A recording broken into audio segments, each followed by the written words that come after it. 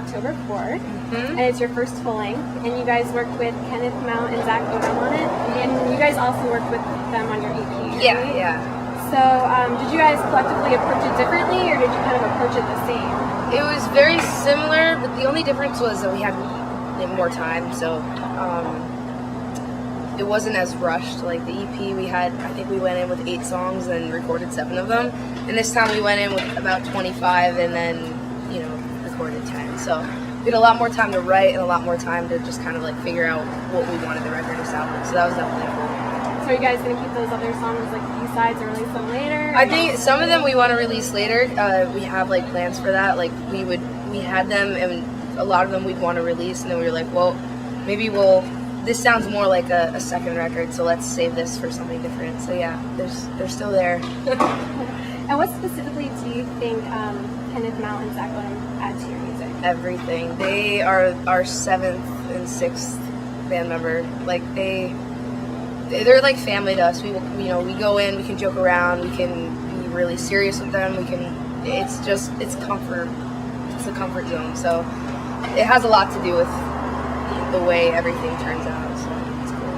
And you guys also write your own music. Mm-hmm. So how do you guys typically construct your songs? Do you start with a guitar riff, a vocal melody? Anything. A lot of the times it's either a melody or a riff, but sometimes we'll just go ahead and be like, well, we want something a little bit more, pop punk-esque and fast or something, and we'll kind of go off of that and figure that out. But it's everywhere, and our process in general, all 5 of us write together.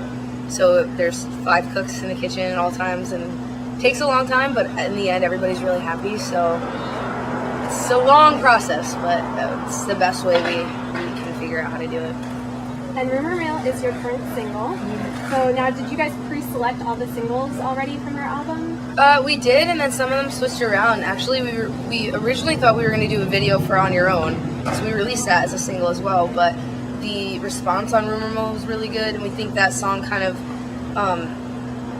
shows it. I don't know. It pretty much reflects the entire record, and our band like the best. So it's kind of what we decided to do. It's just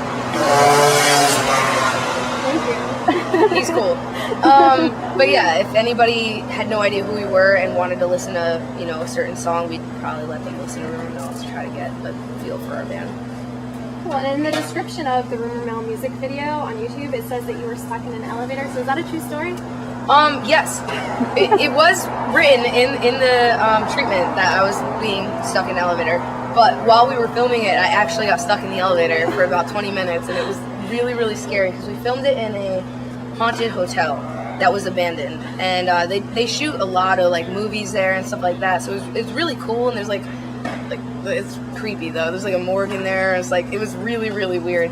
But the elevator is only on 1 floor. It doesn't actually work, but the doors still work. But the top of the elevator is wide open, so you can see up like 6 floors. Wow. And it's just dark and smells weird, and it's really scary. So I don't know. I guess what happened was all the equipment and all the people going in and out of the elevator, as far as the camera was placed on top as well, all the weight settled the elevator and came off the track. So we're in there like pounding on the doors, and oh my god. So I think there's one, you see me do this on the door, and I think that's real. I'm pretty sure that is actually what happened. Did you think they were playing a prank on you at first? No, because I was in charge of opening the door because it was like from the inside. And when I realized that it wasn't doing it, and it was really old elevator, so you had to like crank this thing up and then press 2 buttons at the same. It was really crazy.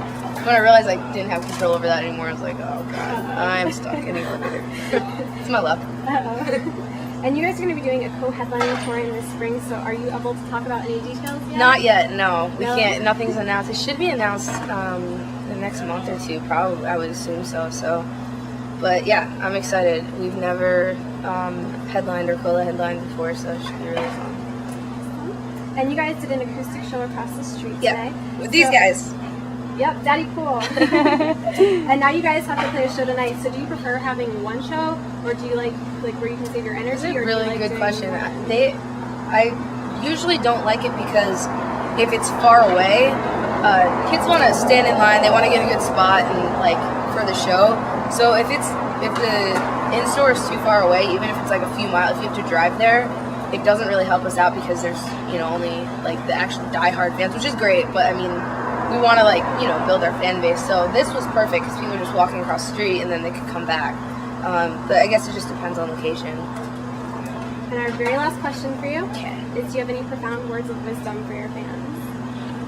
Profound words of wisdom. I don't know. I think Eat your greens. yeah, eat your greens. Yeah. No, I mean, thank you, and keep supporting us, and we'll be touring as much as we can because none of us like to be home, and this is all we know how to do. So, yeah, see you soon, I hope.